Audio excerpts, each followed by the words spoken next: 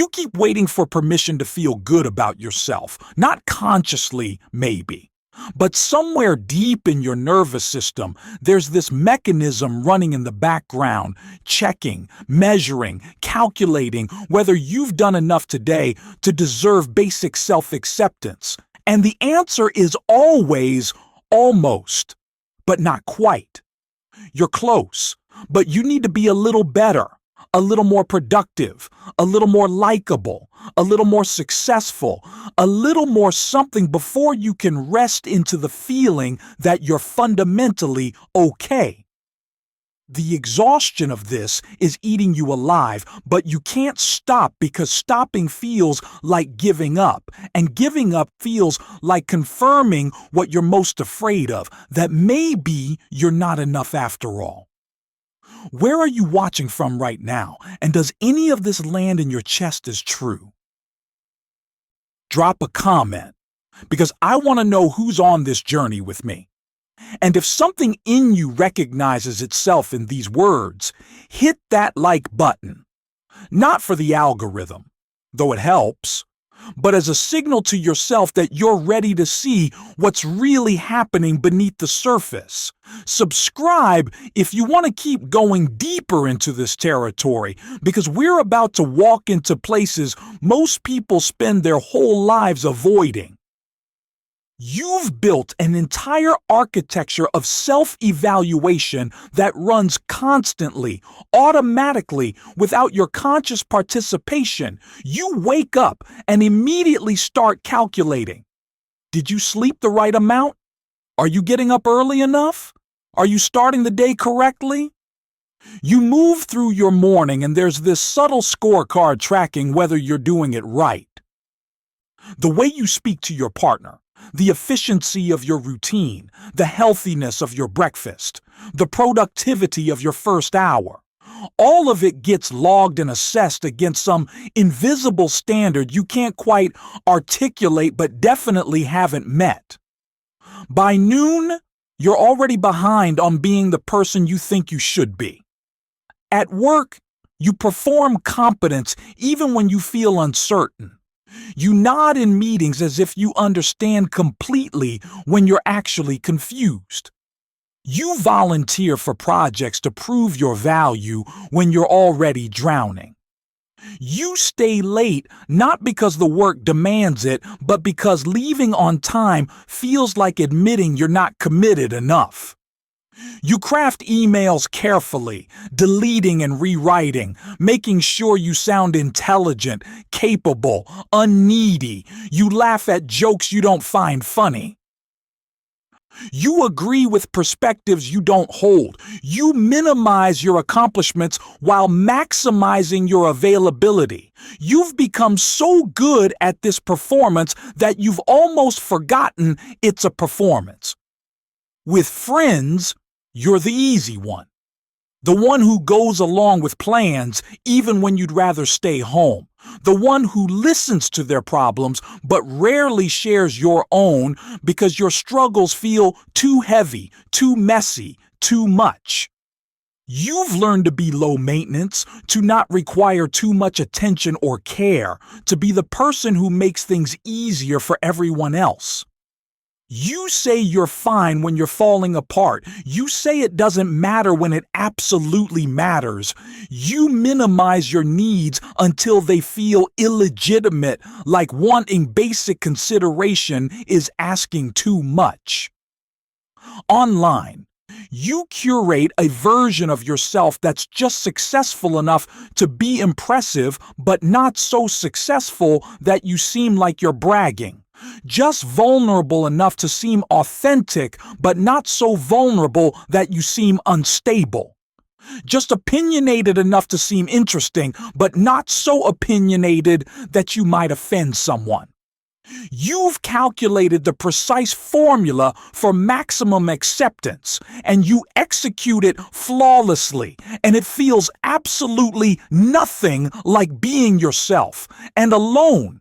When there's no one to perform for, you collapse into the gap between who you are and who you've been pretending to be. The exhaustion hits, the resentment surfaces, the awareness that you've been abandoning yourself all day, every day, crashes over you, and you feel it in your body, the tightness in your shoulders, the heaviness in your chest, the knot in your stomach that never fully releases. You feel it, and then you push it down because feeling it fully would mean acknowledging something you're not ready to acknowledge. So you distract yourself. You scroll, you watch, you consume, you numb, you do anything except sit with the truth that you've been betraying yourself so consistently that you don't even know who yourself is anymore. This didn't start yesterday. You learned this. Someone taught you, probably without meaning to, that love was conditional, that acceptance had requirements, that your worth was something you had to earn through correct behavior, appropriate feelings, acceptable achievements.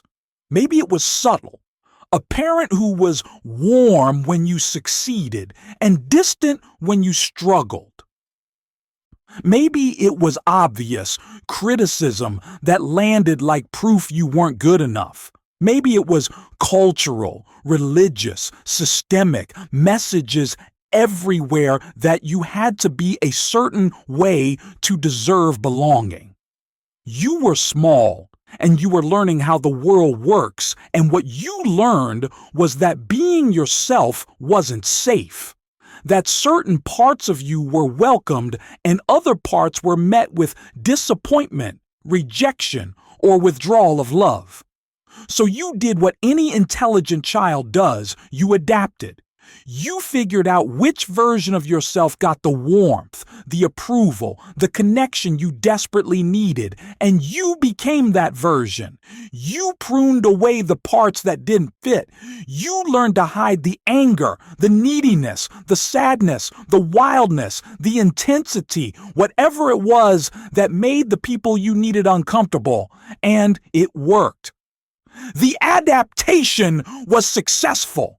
You got better at reading rooms, predicting reactions, modulating yourself to fit the moment. You developed sophisticated sensors for other people's expectations and an elaborate system for meeting them. You became so skilled at this that people praised you for it. They called you mature, responsible, easy, good. And every time they praised you for being the adapted version, it reinforced that the real version wasn't acceptable. The years passed and the adaptation became automatic. You stopped noticing you were doing it. The performance became your personality. The mask became your face. And somewhere along the way, you lost contact with the original version of yourself. The one who knew what they wanted, who felt their feelings fully, who trusted their own experience, who didn't need external validation to know they were okay. Now you're here, decades into this pattern, and you can't remember what it feels like to just be yourself without calculation. You've forgotten what you actually think about things versus what you think you should think. You've lost touch with what you actually want versus what you think you should want. Your own preferences have become so buried under layers of adaptation that accessing them feels like archaeology. And the worst part is, you're not even sure there's anything underneath anymore. Maybe you've performed for so long that there is no authentic self left to find. Maybe you are just the performance, but here's what's actually happening beneath that fear. Your nervous system learned a very specific equation. Authenticity equals danger, performance equals safety. Every time you showed your real self and got rejected, your nervous system logged that as a threat. Every time you performed and got accepted, your nervous system logged that as survival. Over hundreds, thousands of repetitions, this became wired in. It's not a conscious choice anymore. It's an automatic, protective response running in the background of every interaction. Your body is trying to keep you safe using information from when you were 5, 10, 15 years old. It's operating from the belief that being yourself will lead to abandonment, rejection, or some form of relational death. So it keeps you performing, keeps you adapting, keeps you translating yourself into something more acceptable. The exhaustion you feel isn't laziness or weakness. It's the metabolic cost of running this translation software every waking moment. It's the energy expenditure of constant self-monitoring, self-editing, self-betrayal. And underneath that exhaustion, there's something else. There's a part of you that knows. Your body knows the truth even when your mind can't admit it. That tightness in your chest when you agree to something you don't want to do, that's your body knowing.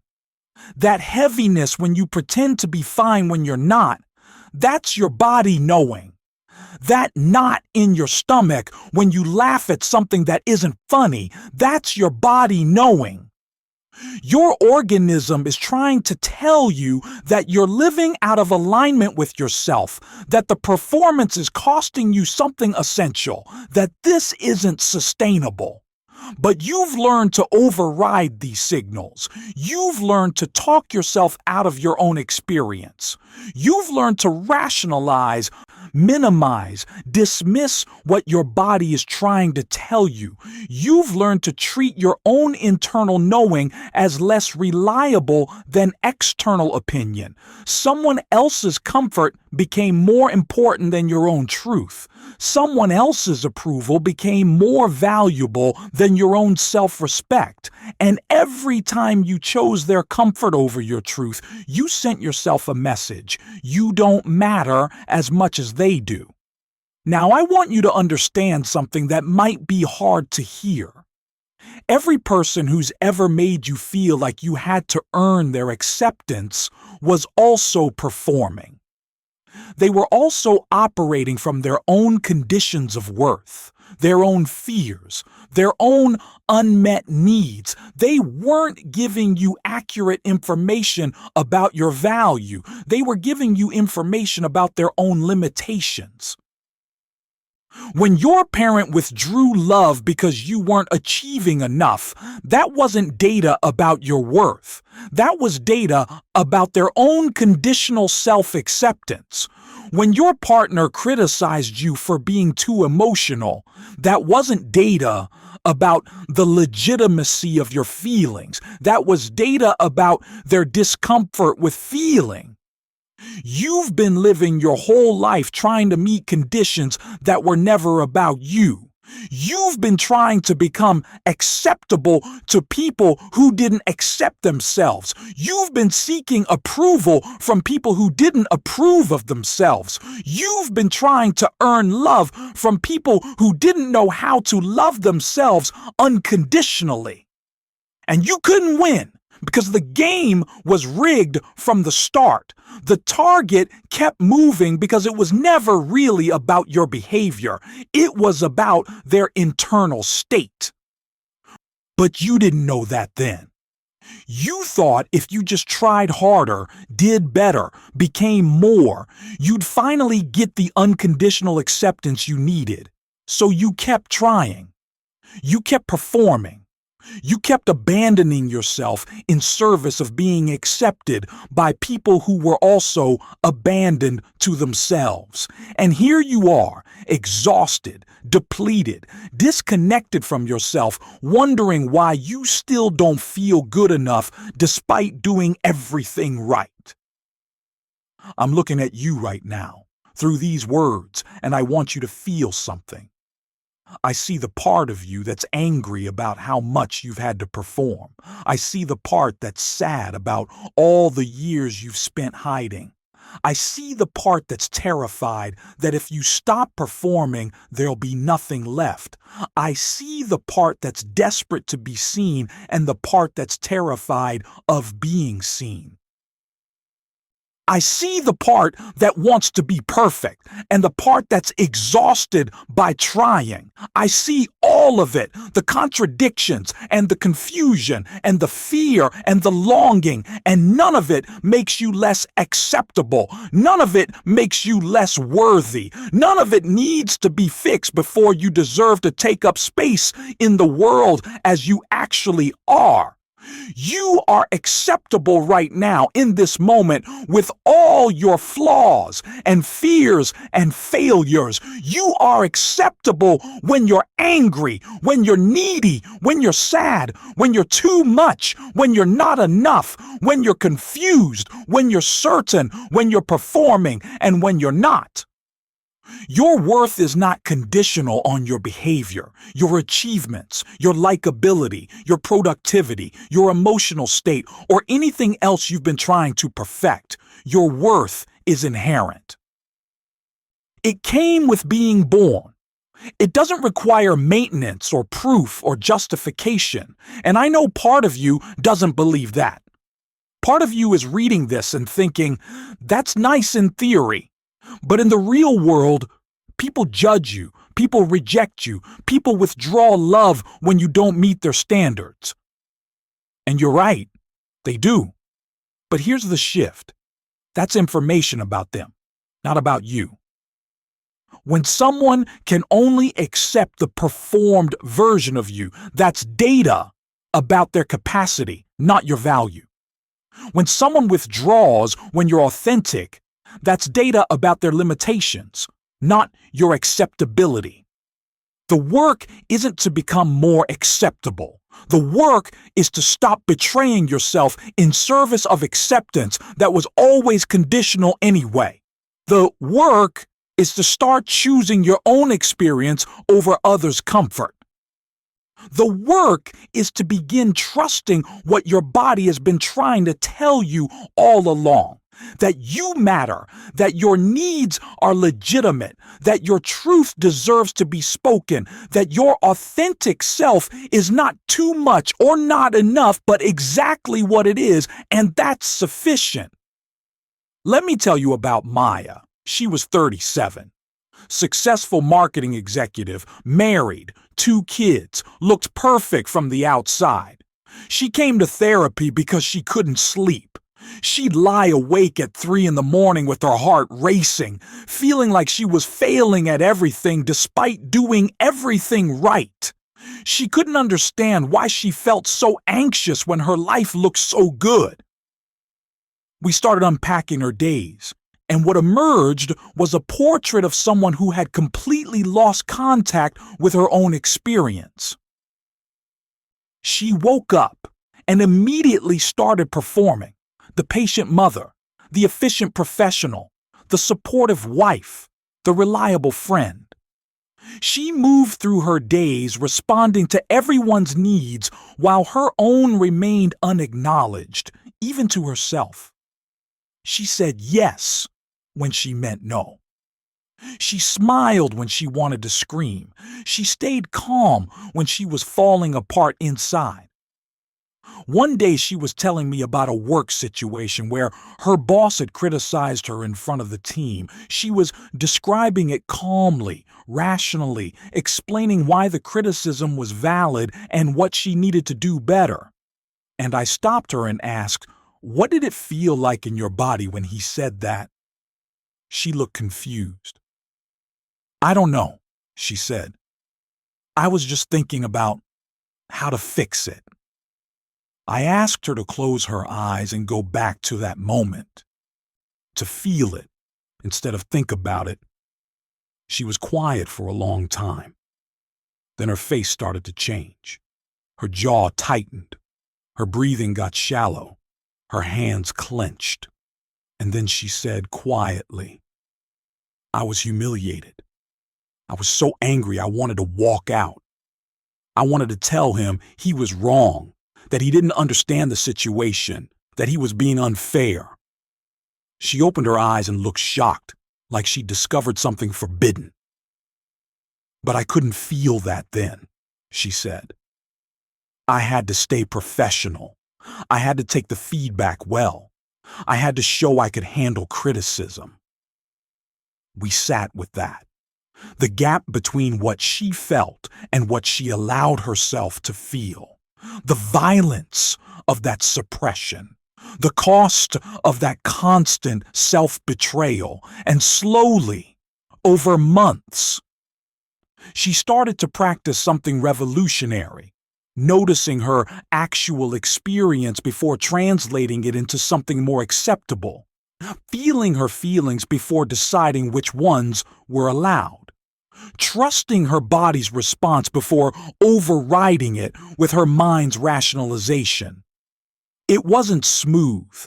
She started saying no to things, and people got confused. She started expressing frustration, and her husband didn't know what to do with it. She started setting boundaries, and some friends fell away.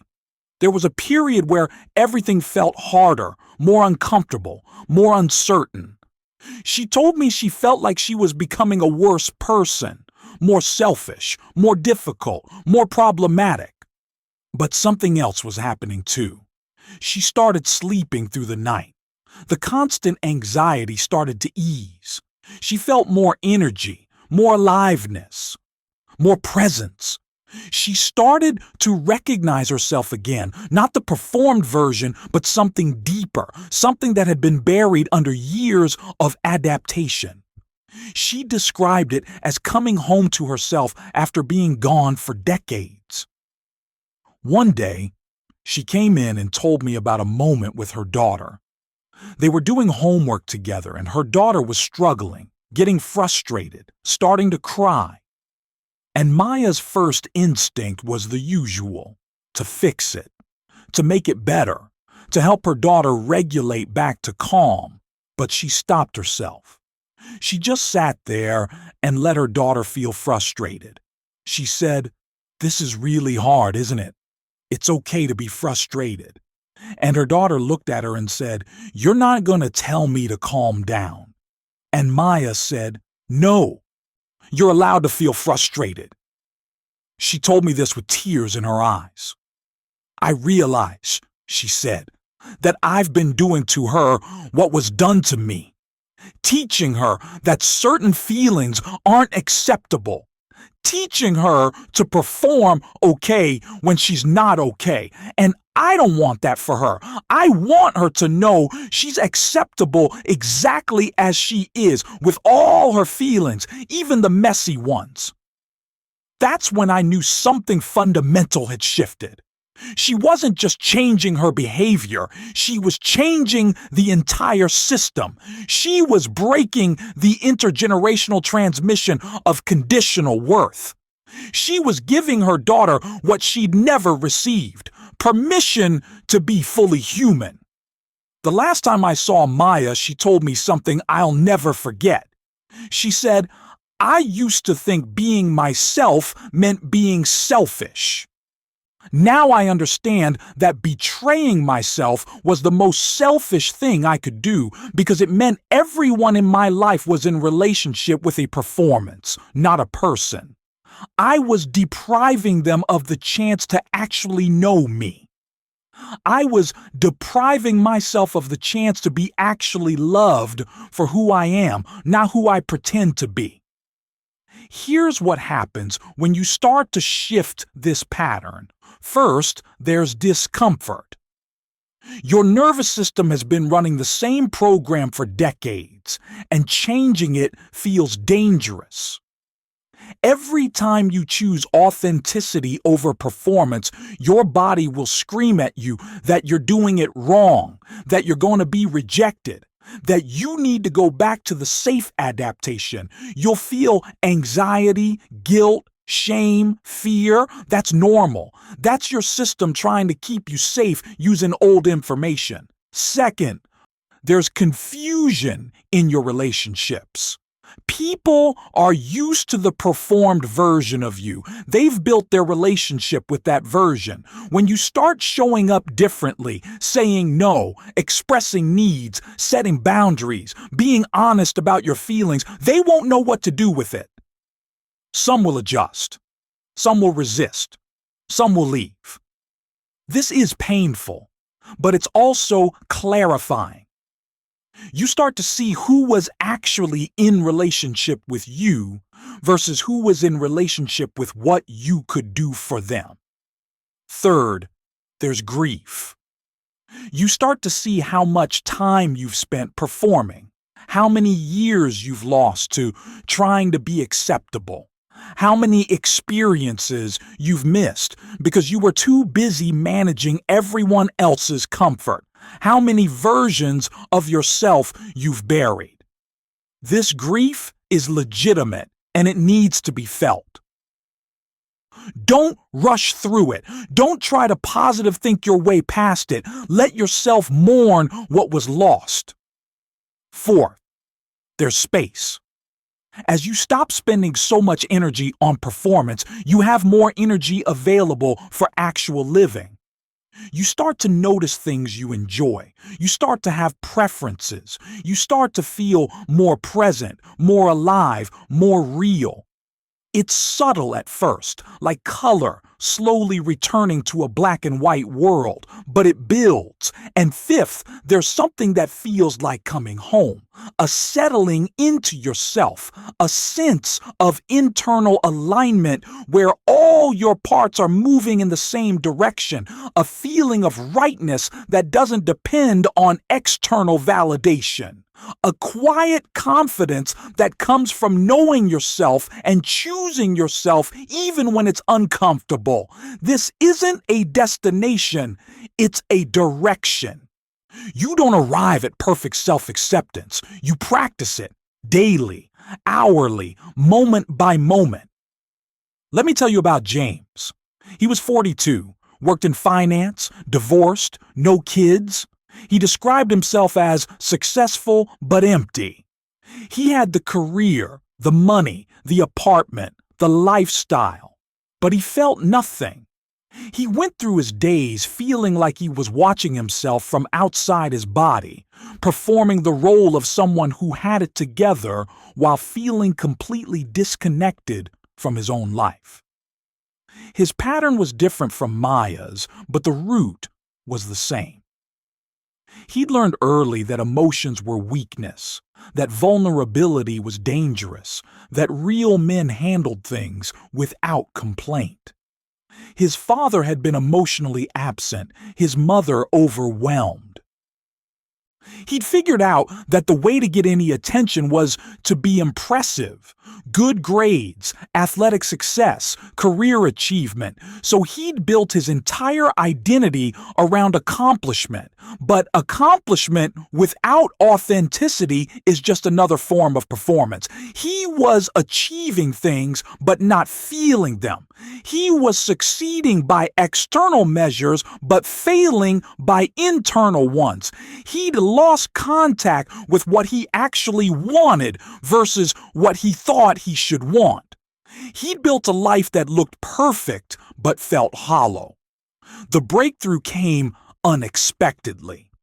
He was telling me about a work situation where he'd been passed over for a promotion. He was describing it analytically, explaining the politics, the reasons why it made sense, why it didn't really bother him, and I asked him, if it did bother you, what would that feel like? He looked at me like I'd asked him to describe a color that doesn't exist. We sat in silence for a while. Then he said slowly, I think I'd feel betrayed. I've given them everything. I've worked weekends, holidays, missed everything in my personal life for this job. And they passed me over for someone who's been there half as long. His voice started to shake. I'm so fucking angry. And I'm tired. I'm so tired of trying so hard and it never being enough. It was the first time I'd heard him express anything real. The first time the performance had cracked and something true had come through. And you know what happened? He started crying. This 42-year-old finance guy who'd spent his whole life being tough started sobbing in my office. And afterward he said, I haven't cried since I was 12. I didn't know I still could. That was the beginning. He started to let himself feel things instead of analyzing them. He started to notice when he was performing versus when he was being real.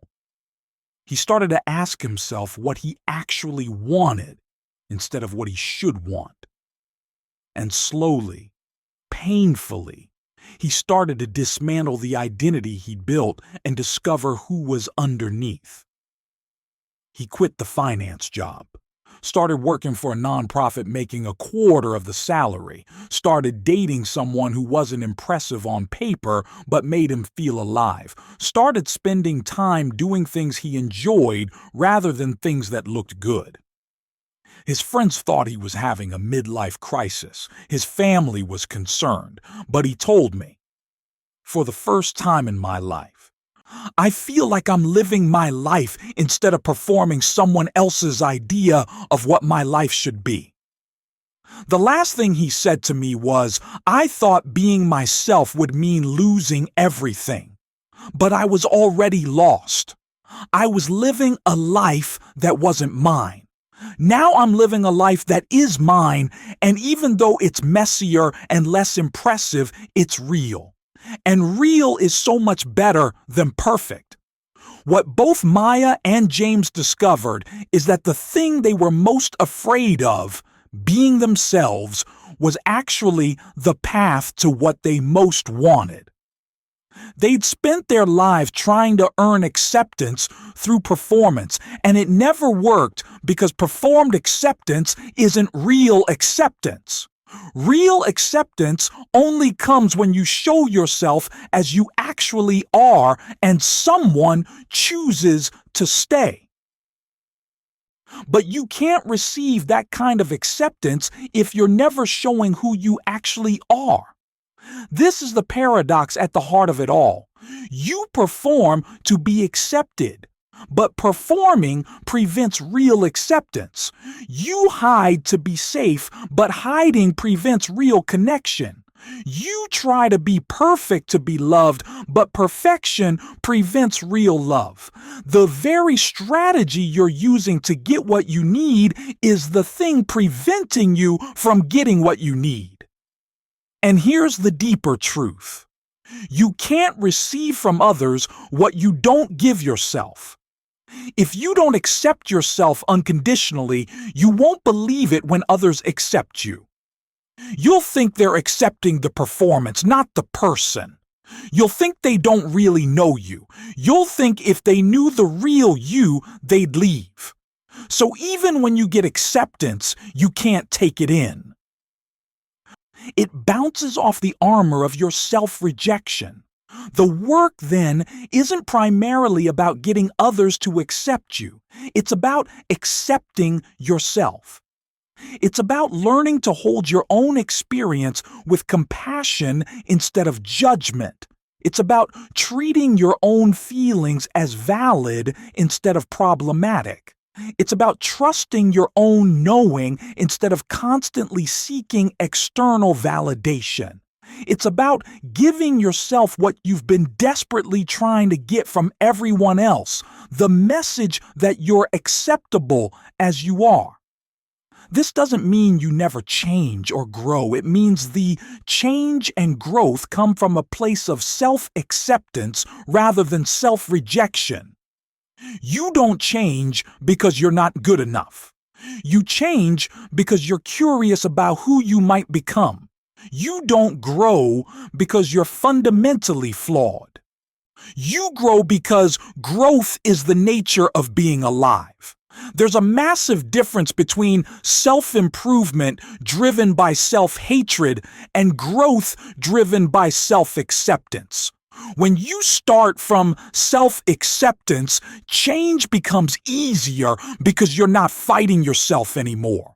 You're not trying to force yourself into some idealized version. You're simply allowing yourself to unfold into whoever you actually are. You're removing the obstacles to your own becoming rather than trying to construct a new self from scratch. And here's what starts to happen. You begin to trust yourself again. You begin to notice what you actually feel, want, need, think, believe. You begin to speak more honestly. You begin to make choices based on your own values rather than others' expectations. You begin to set boundaries without guilt. You begin to say yes when you mean yes and no when you mean no. You begin to take up space as yourself rather than as a performance. And yes, some people won't like it. Some people will be uncomfortable with your authenticity because it challenges their own performance. Some people will prefer the adapted version because it was easier for them. Some people will leave. And that's okay. That's actually good. Because the people who leave when you stop performing were never really with you anyway. They were with the performance. And the people who stay, who lean in, who meet your authenticity with their own, those are your people. Those are the relationships worth having. You're at a choice point right now. You can keep doing what you've been doing, performing, adapting, translating yourself into something more acceptable, earning your worth through achievement and compliance and being easy. You can keep exhausting yourself in service of acceptance that never quite feels real. You can keep abandoning yourself and wondering why you feel so empty. Or you can start choosing differently. You can start noticing when you're performing and choosing authenticity instead. You can start feeling your feelings instead of managing them. You can start trusting your body's wisdom instead of overriding it. You can start saying what's true instead of what's acceptable. You can start being yourself and letting the chips fall where they may. It won't be comfortable. Your nervous system will resist. Your relationships will shift. Your identity will destabilize. You'll have moments of doubt where you wonder if you're doing it wrong, if you're being selfish, if you should go back to the safer adaptation. That's all normal. That's all part of the process. But on the other side of that discomfort is something you've been searching for your whole life. The feeling of being at home in yourself. The feeling of internal alignment. The feeling of living from your center instead of from everyone else's expectations. The feeling of being real instead of perfect. The feeling of being known instead of admired. The feeling of being loved for who you are instead of who you pretend to be. You don't need to transform everything at once. You don't need to blow up your life. You don't need to become perfectly authentic overnight. You just need to start noticing. Start with awareness. Notice when you're performing. Notice when you're translating yourself. Notice when you're saying yes, but meaning no. Notice when you're smiling, but feeling sad. Notice when you're agreeing, but disagreeing inside. Just notice. Don't judge it. Don't try to fix it. Just see it clearly.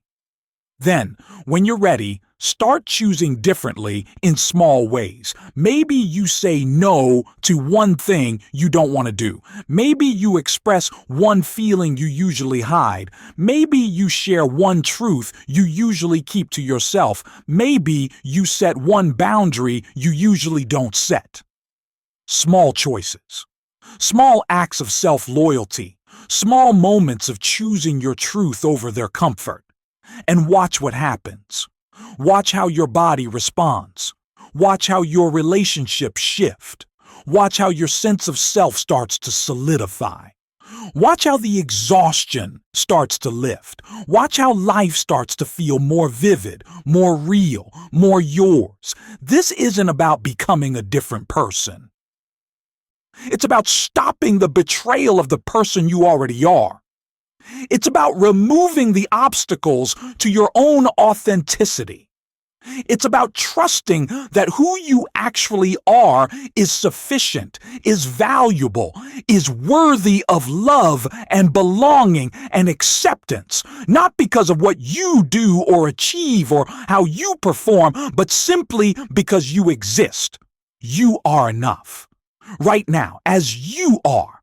With all your contradictions and complications and imperfections, you don't need to earn your worth. You don't need to prove your value. You don't need to become acceptable. You already are acceptable. You just need to start believing it.